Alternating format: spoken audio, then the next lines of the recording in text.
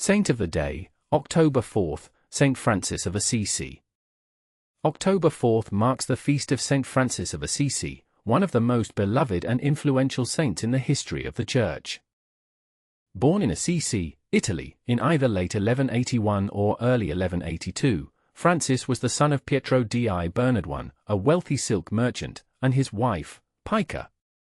Though baptized Giovanni, his father nicknamed him Francesco, reflecting both his affection for France and his hopes for his son's future in commerce. Francis grew up surrounded by privilege. He was a vivacious, charming youth known for his generosity, love of poetry, and zest for life. He dreamed of knighthood and adventure, often spending his father's money lavishly and leading a carefree existence among the sons of Assisi's elite.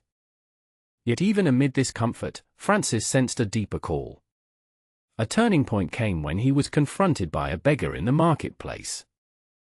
Moved by compassion, he gave the man all he had, an act that sparked ridicule from his friends and anger from his father. The seeds of his conversion had been planted.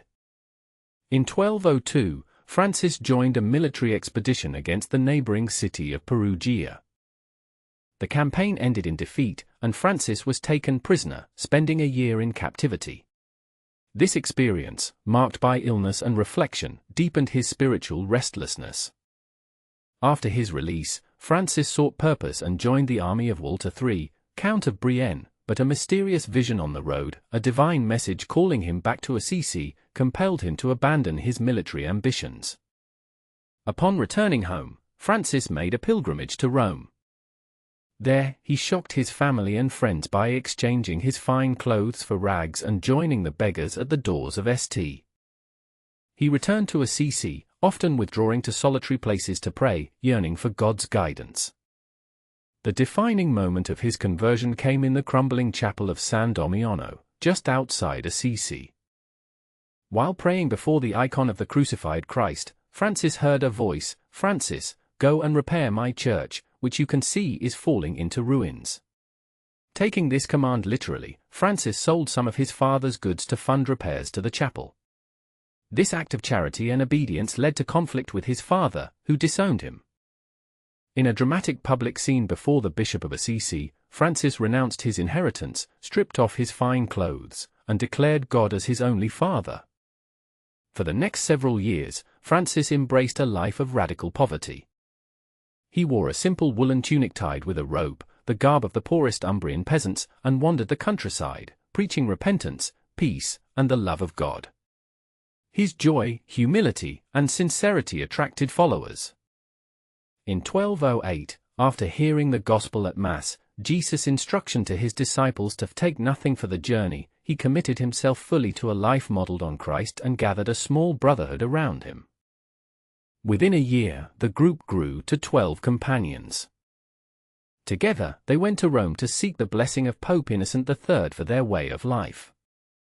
The Pope, moved by a dream and by Francis's evident sanctity, granted his approval, and thus the order of Friars Minor, or Franciscans, was born.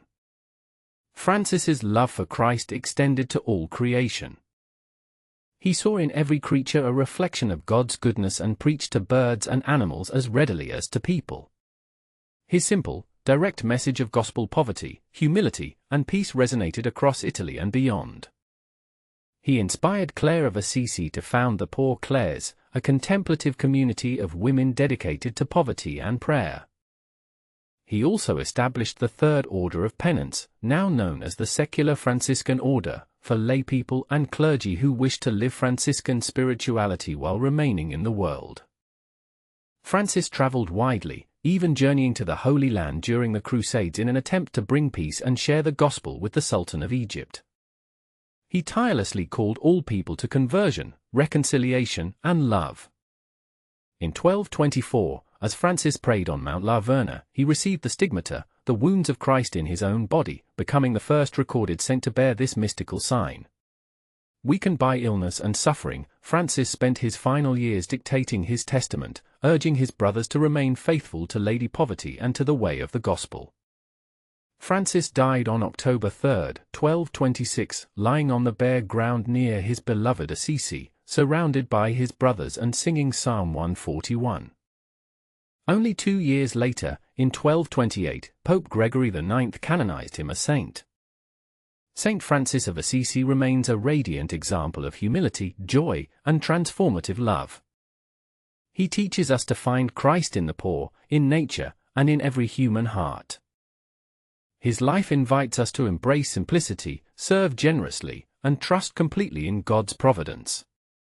On his feast day, may we be inspired to follow his path of peace and praise, echoing his famous prayer, "Lord, make me an instrument of your peace."